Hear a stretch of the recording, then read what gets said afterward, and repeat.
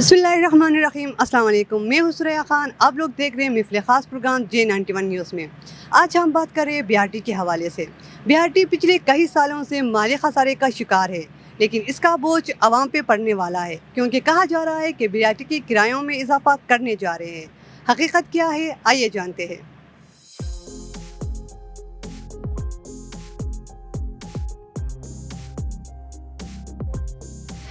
जी नाज़रीन, मेरे साथ मौजूद थे बीआरटी के पीआरओ सदफ़ कामिल।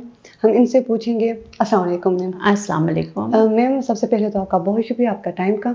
मैम, मुझे ये बता दें कि बीआरटी के जो किरायों में इजाफ़ा हो रहा है, क्या ये सही है? अगर इजाफ़ा हो रहा है तो कितना हो रहा है? जी, ऐसा है कि बीआरटी जब स्टार्ट हुई 2020 में, तो मिनिमम किराया उस वक़्त 10 रुपए था और जो मैक्सिमम था वो तकरीबन था 50 रुपीज़, 50 रुपए।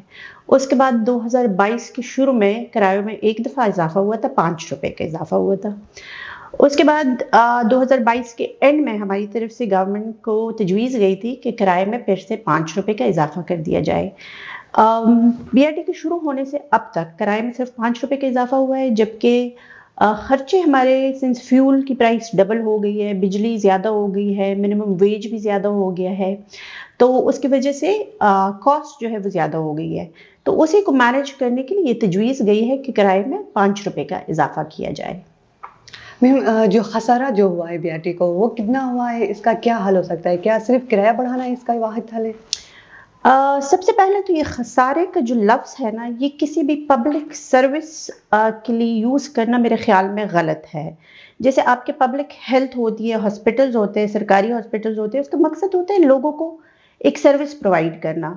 उसका मकसद कभी मुनाफा कमाना नहीं होता। पब्लिक ट्रांसपोर्ट भी इसी तरह होती है, जैसे आपकी तालीम का शोबा है या सेहत का शोबा है, वैसी ट्रांसपोर्टेशन होती है। ये पूरी दुनिया में सब्सिडाइज्ड होती है, ये गवर्नमेंट के माली ताउन से चलती है और ये कहीं पे भी पूरी दुनिया में कहीं पे भी ये प्रॉफिट्स नहीं कमाती। तो इसलिए सबसे पहले तो ये जो खसारे का लफ्ज़ है, ये पब्लिक सर्विस के लिए यूज़ करना सही नहीं है।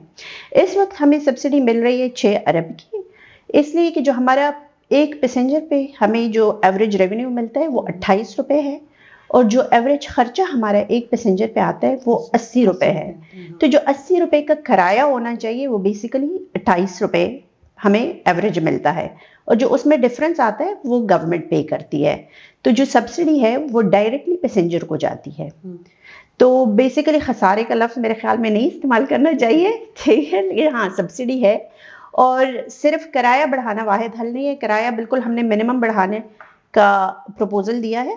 उसके अलावा और भी हमारे पास ऑप्शंस हैं जो इंशाल्लाह फ्यूचर में इम्प्लीमेंट होंगी। जैसे हमारे 3 कमर्शियल प्लाजाज हैं, वो अभी कंप्लीट नहीं है, ट्रांस पेशावर को हैंड ओवर नहीं हुए। वो एक दफ़ा हैंड ओवर हो जाए तो उससे भी काफ़ी हद तक रेवेन्यू आ सकता है। उसके अलावा और भी इस तरह के ऑप्शंस हैं, जैसे एडवर्टाइजिंग बढ़ानी है हमने, जिससे रेवेन्यू के और भी सोर्सेज हैं जो आ सकते हैं। तो किराया बढ़ाना वाहिद हल नहीं है। किराया बढ़ाने से सिर्फ एक थोड़ा सा इम्पैक्ट पड़ेगा, जो लोगों पे बोझ इतना नहीं पड़ेगा 5 रुपए का, लेकिन बीआरटी सर्विस के लिए उसका काफ़ी इम्पैक्ट होगा। सही है मैम। डेली बेसिस पे हम सफ़र करते हैं बसों में, लेकिन इसमें रश ज़्यादा होता है और बसेस जो है वो कम है। क्या इस पे कोई काम हो रहा है?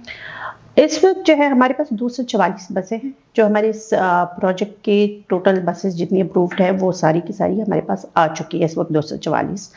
और इसमें जो हमारी रोज़ाना की बुनियाद पे राइडरशिप है वो तकरीबन 3.5 लाख तक औसतन होती है, 3-3.5 लाख के बीच में होती है। और बसों में रश ऑब्वियसली इसलिए ज़्यादा होता है कि अफोर्डेबल है, सर्विस भी अच्छी है, लोग प्रेफर करते हैं और दूसरी महंगाई इतनी हो गई है कि जो लोग अपनी गाड़ी अपने मोटरसाइकिल्स पे जाते होते थे वो भी अब बीआरटी की तरफ आने लगे हैं। तो बसेस का ये है कि हमारा तजवीज़ तो है गवर्नमेंट को कि हमें मज़ीद बसेस प्रोक्योर करने चाहिए और उसके लिए हमें फंडिंग्स की ऑब्वियसली ज़रूरत भी है और वो होनी भी चाहिए। तो हो सकता है फ्यूचर में होनी चाहिए डेफिनेटली और इंशाल्लाह होंगी भी, लेकिन अभी फ़िलहाल हमारे पास 244 बसें हैं और वो सारी कम्प्लीटली एक्टिव है। मैम, बीआरटी में देखा जाए तो ज़्यादातर चोरियाँ बहुत ज़्यादा हो रही है ना, लेकिन कैमरा लगने के बावजूद फिर भी चोरियाँ हो रही है। क्या इसका कोई और हल हो सकता है कि इस पे कोई और काम हो सकता है? बीआरटी जो है बेसिकली हम एक ट्रांसपोर्टेशन सर्विस प्रोवाइड करते हैं और जैसे कि मैंने आपको बताया है कि बिकॉज सर्विस भी अच्छी अफोर्डेबल भी है, रश बहुत ज़्यादा हो जाता है। अनफॉर्चुनेटली हमारे माशरे में ऐसे अनासर बहुत हैं जो उस रश का फ़ायदा उठाते हैं और उसमें चोरियाँ हो जाती है। कैमरे हमारे लगे हुए होते हैं, हमारे सिक्योरिटी गार्ड्स होते हैं और ये बहुत सारे जो चोर हैं ये पकड़े भी जाते हैं और इनको पुलिस के हवाले भी किया जाता है। हाँ। अब उनके आगे क्या प्रोसेस होता है वो हमारे लॉ इन्फोर्समेंट एजेंसीज को ही, पुलिस को और उनको ही पता होता है कि उनका क्या प्रोसेस है और किस तरीके से उसको डील करते हैं। तो वो हमारी तरफ से तो ये होता है कि अप्रहेंड या तो अगर उसी वक्त पकड़े जाते हैं तो उसी वक्त पुलिस के हवाले कर दिए जाते हैं। ऐसे भी होता है कि बाद में रिपोर्ट होता है, कोई पैसेंजर कहता है कि हम इस टाइम मेरे साथ इस तरह का वाक़या हुआ है, तो वो सीसीटीवी फुटेज में हम उस बंदे को आइडेंटिफाई कर सकते हैं। फिर हम उसको जाके पकड़ नहीं सकते, हम उसको सिर्फ आइडेंटिफाई करके पुलिस को बता सकते हैं कि ये बंदा है।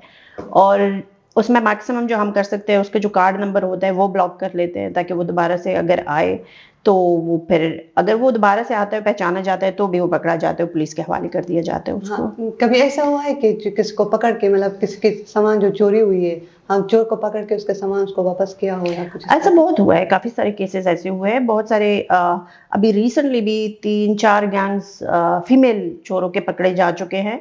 तो काफी सारे पकड़े जा चुके भी हैं और काफी सारे ऐसे भी है कि उनका सामान भी वापस हो गया है। बहुत सारे इस तरह के केसेस बहुत हुए। सही है मैम, ठीक है ma'am, thank you so much. Thank you very much.